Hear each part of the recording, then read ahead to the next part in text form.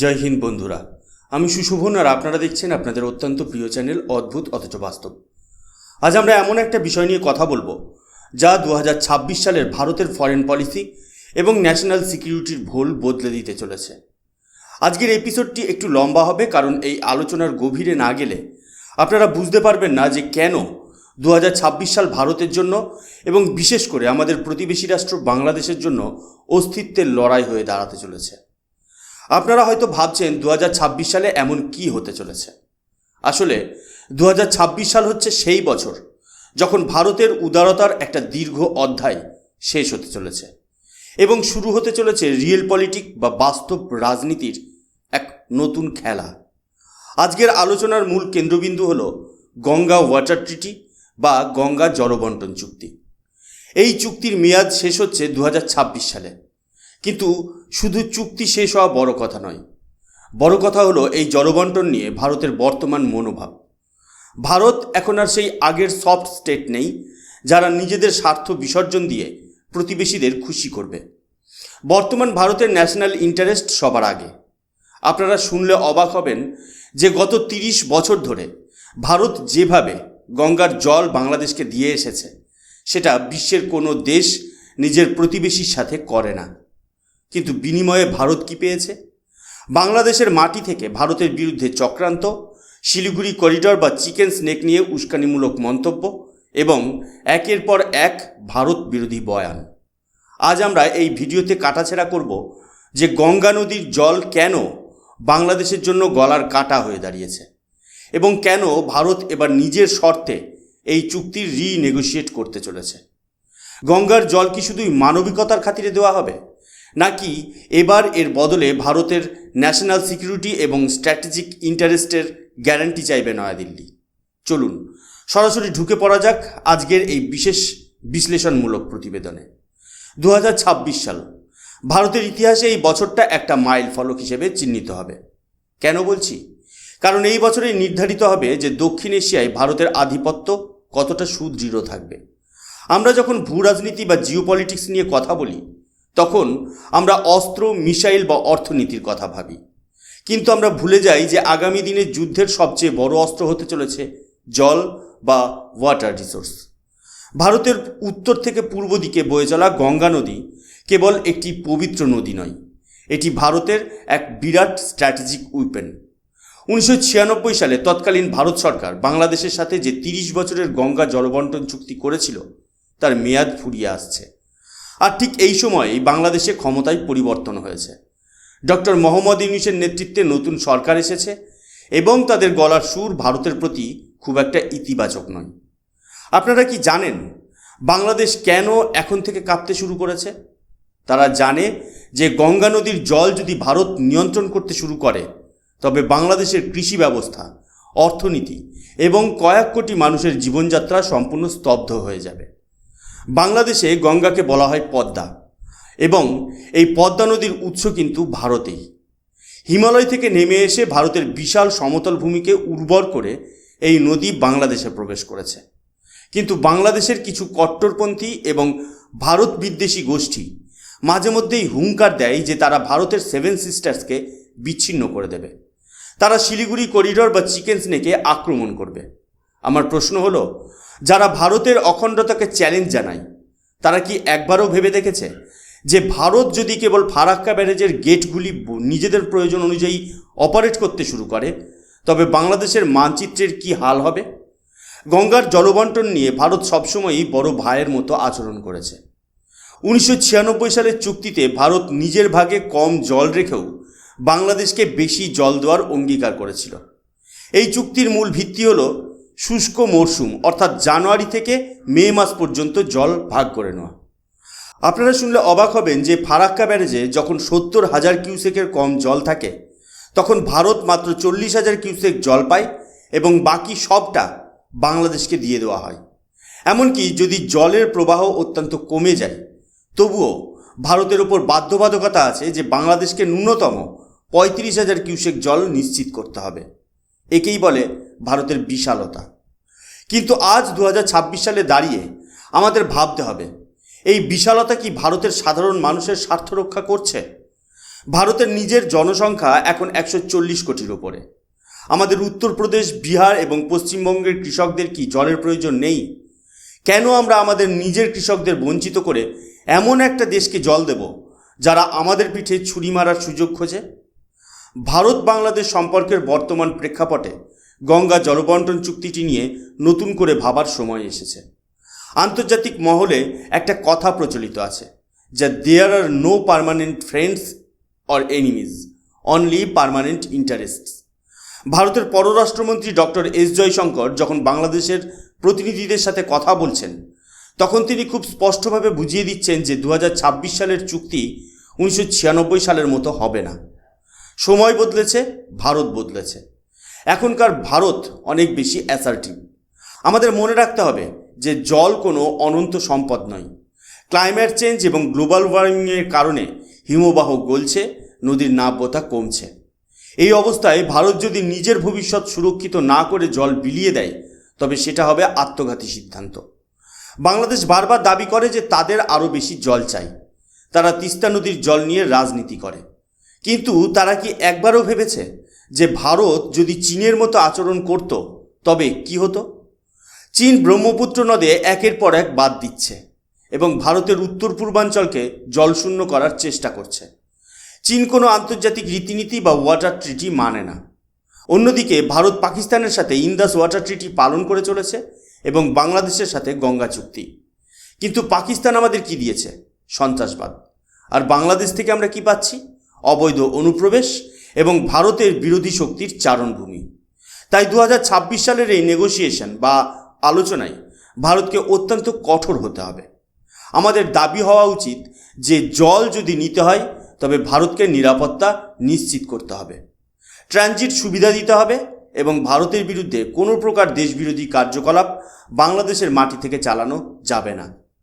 গঙ্গার জলবন্টনের টেকনিক্যাল দিকটা একটু সহজ করে বোঝা দরকার। ফারাক্কা ব্যারেজ তৈরি করা হয়েছিল মূলত কলকাতা বন্দরকে বাঁচানোর জন্য। গঙ্গার মূল প্রবাহ যখন বাংলাদেশে চলে যাচ্ছিল, তখন হুগলি নদীতে জলের টান পড়ছিল এবং কলকাতা বন্দরে পলি জমতে শুরু করেছিল। তাই হুগলি নদীকে রিভাইভ করার জন্য ফারাক্কা ব্যারেজ থেকে জল ছাড়া অত্যন্ত জরুরি। কিন্তু চুক্তির কারণে ভারত পর্যাপ্ত জল নিজের বন্দরে নিতে পারে না। ফলস্বরূপ ভারতের লজিস্টিক কস্ট বাড়ছে এবং আমাদের সামুদ্রিক বাণিজ্যে ক্ষতি হচ্ছে। অথচ বাংলাদেশ সেই জল ব্যবহার করে তাদের এগ্রিকালচারাল সেক্টরকে মজবুত করছে। অথচ সেই বাংলাদেশেরই কিছু মানুষ স্লোগান দেয় ইন্ডিয়া আউট। আমার মনে হয় ভারত যদি একবার গঙ্গার জল আউট করে দেয়, তবে এই সমস্ত ভারত বিদ্বেষী আন্দোলনের নেতাদের খুঁজে পাওয়া যাবে না। 2026 সালে এই চুক্তিটি যখন নবায়ন করার কথা হবে, তখন আমাদের কয়েকটি বিষয় মাথায় রাখতে হবে। প্রথমত, ভারতের অভ্যন্তরীণ প্রয়োজন। গঙ্গা নদী উত্তর ভারতের লাইফলাইন। উত্তরপ্রদেশ এবং বিহারের যে সেচ প্রকল্পগুলো চলছে, তার জন্য বিপুল পরিমাণ জলের প্রয়োজন। দ্বিতীয়ত, ভূগর্ভস্থ জলের স্তর বা গ্রাউন্ড ওয়াটার লেভেল। ক্রমাগত জলের উত্তোলনের ফলে ভারতের সমতল ভূমিতে জলের অভাব দেখা দিচ্ছে। এই পরিস্থিতিতে গঙ্গার জলকে রিভার লিঙ্কিং প্রজেক্টের মাধ্যমে ভারতের শুকনো অঞ্চলে নিয়ে যাওয়া অনেক বেশি যুক্তিযুক্ত। বাংলাদেশের উচিত ভারতের এই বাধ্যবাধকতাগুলোকে সম্মান করা, কিন্তু আমরা দেখি উল্টো ছবি। তারা আন্তর্জাতিক মঞ্চে গিয়ে ভারতের বিরুদ্ধে নালিশ করে। আজকের বাস্তবসম্মত বিশ্লেষণ এটাই বলে যে জল বন্টন কেবল হাইড্রোলজিক্যাল ইস্যু নয়, এটি একটি অত্যন্ত সংবেদনশীল political issue. Doctor Mohammad Yunus একজন অর্থনীতিবিদ হতে পারেন, কিন্তু তিনি যখন বাংলাদেশের মসনদে বসে ভারতের সাথে কথা বলবেন, তখন তাকে বুঝতে হবে যে ভারতের ধৈর্য অসীম নয়। আমরা দেখেছি কিভাবে সিন্ধু জল চুক্তি নিয়ে ভারত পাকিস্তানকে কড়া বার্তা দিয়েছে। কিষেনগঙ্গা এবং রাতলে হাইড্রো ইলেকট্রিক প্রজেক্ট নিয়ে ভারত স্পষ্ট করে দিয়েছে যে আমরা আমাদের অধিকার ছাড়ব না। বাংলাদেশের ক্ষেত্রেও একই নীতি প্রয়োগ করা উচিত। 2026 সালের চুক্তিতে ভারতকে একতরফা ছাড় দেওয়া বন্ধ করতে হবে। আমাদের বলতে হবে যে গঙ্গার জলবন্টন তখনই সফল হবে যখন বাংলাদেশ ভারতের 7 সিস্টার্স রাজ্যে সন্ত্রাসবাদী পাঠাবে না, যখন তারা ভারতের চিকেন স্নেক করিডরকে সম্মান করবে এবং যখন তারা ভারতের সাথে কানেক্টিভিটি প্রজেক্টে পূর্ণ সহযোগিতা করবে। বাংলাদেশে এখন একটা ট্রেন্ড শুরু হয়েছে। ভারত থেকে যা পাওয়া যায় তা নিজেদের অধিকার বলে তারা মনে করে, তার বিনিময়ে ভারতকে তারা শত্রু ভাবে। এই মানসিকতা থেকে বেরিয়ে না এলে 2026 সাল বাংলাদেশের জন্য চরম বিপর্যয়ের বছর হতে পারে। ভাবুন তো, যদি ভারত শুষ্ক মরশুমে গঙ্গার প্রবাহ নিয়ন্ত্রণ করে এবং ফারাক্কা থেকে জল ছাড়া কমিয়ে দেয়, তবে বাংলাদেশের উত্তর পশ্চিমাঞ্চল মরুভূমিতে পরিণত হবে। তাদের মাছ চাষ বন্ধ হয়ে যাবে, নোনা জল ভেতরে ঢুকে আসবে এবং কৃষিতে ধস নামাবে। এটা কোনো হুমকি নয়, এটা ভূপ্রকৃতিক বাস্তব। ভারত চায় তার প্রতিবেশী শান্তিতে থাকুক, সমৃদ্ধিতে থাকুক, কিন্তু সেই শান্তি যেন ভারতের নিজের শান্তিকে বিঘ্নিত না করে। ভারতের জাতীয়তাবাদী নাগরিক হিসেবে আমাদের দাবি হওয়া উচিত যে গঙ্গা নদীর প্রতি ফোঁটা জলের উপর প্রথম অধিকার ভারতের নাগরিকদের। আমরা আমাদের পূর্বপুরুষদের এই পবিত্র নদীকে অন্য কোনো দেশের হাতে তুলে দিতে পারি না, যদি না সেই দেশ ভারতের অখণ্ডতাকে সম্মান করে। গঙ্গা জলবন্টন চুক্তি রিনেগোশিয়েট করার সময় ভারত সরকারকে ভারতের পশ্চিমবঙ্গের কৃষকদের কথা মাথায় রাখতে হবে। মালদা এবং মুর্শিদাবাদ জেলায় ভাঙনের সমস্যা যেমন বাড়ছে, তেমনি জলের অভাবও দেখা দিচ্ছে। এই অভ্যন্তরীণ সমস্যাগুলো সমাধান না করে আমরা কেন আন্তর্জাতিক দাক্ষিণ্য দেখাবো? বন্ধুরা, 2026 সাল আমাদের শিখিয়ে দেবে যে বিশ্ব রাজনীতিতে ক্ষমতার ভারসাম্য কিভাবে জল দিয়ে নিয়ন্ত্রিত হয়। ভারত আজ বিশ্বের চতুর্থ বৃহত্তম অর্থনীতি এবং খুব শীঘ্রই তৃতীয় স্থানে পৌঁছাবে। একটি উদীয়মান মহাশক্তি হিসেবে ভারতের উচিত তার প্রাকৃতিক সম্পদের উপর পূর্ণ নিয়ন্ত্রণ রাখা। বাংলাদেশের বর্তমান অস্থির রাজনৈতিক পরিস্থিতি ভারতকে একটি সুযোগ করে দিয়েছে এই চুক্তিটিকে নতুন করে সাজানোর। আমাদের পররাষ্ট্রমন্ত্রী এস জয়শঙ্কর যখন বলেন যে ভারত তার ন্যাশনাল ইন্টারেস্টের সাথে সমঝোতা করবে না, তখন আমাদের বিশ্বাস রাখতে হবে যে 2026-এ গঙ্গার জল নিয়ে ভারত কোনো দুর্বল চুক্তি স্বাক্ষর করবে না। আন্তর্জাতিক আইন অনুযায়ী একটি উচ্চ অববাহিকা দেশ হিসেবে ভারতের কিছু নৈতিক দায়িত্ব থাকলেও জাতীয় সুরক্ষা এবং জনগণের প্রয়োজন সবার আগে। চীন যখন মেকং নদী বা ব্রহ্মপুত্রে বাদ দেয়, তখন সারা বিশ্ব নীরব থাকে। উল্টে ভারত যখন নিজের জল ব্যবহার করতে চায়, তখন মানবাধিকারের দোহাই দেওয়া হয়। এই দ্বিচারিতা আর চলবে না। আমাদের পরিষ্কার বলতে হবে, water is for friendship, not for enemy. যদি বাংলাদেশ বন্ধুত্ব চায় তবে জল পাবে, আর যদি তারা শত্রুতা চায় তবে ভারত তার নিজের জল নিজের দেশের মানুষের জন্যই ব্যবহার করবে।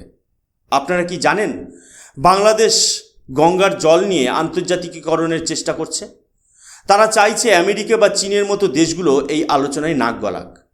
কিন্তু ভারতের অবস্থান খুব পরিষ্কার, এটি একটি দ্বিপাক্ষিক বিষয় এবং ভারত এখানে কোনো তৃতীয় পক্ষের হস্তক্ষেপ বরদাস্ত করবে না।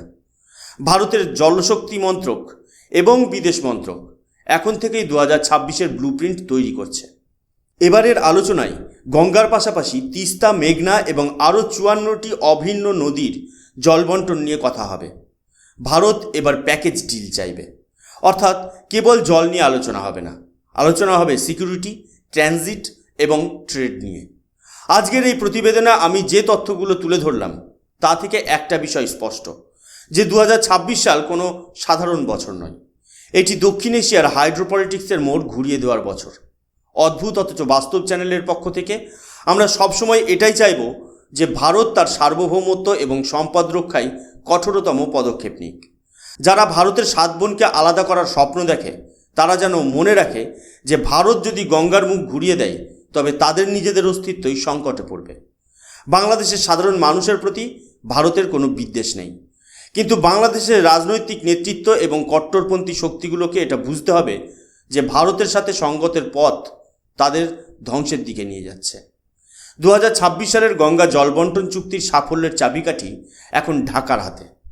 তারা ভারতকে কি দিচ্ছে তার উপর নির্ভর করবে ভারত তাদের কতটা জল দেবে। ভারতের উদারতাকে যেন কেউ দুর্বলতা না ভাবে।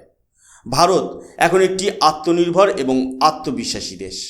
আমাদের নদী, আমাদের জল এবং আমাদের সিদ্ধান্ত।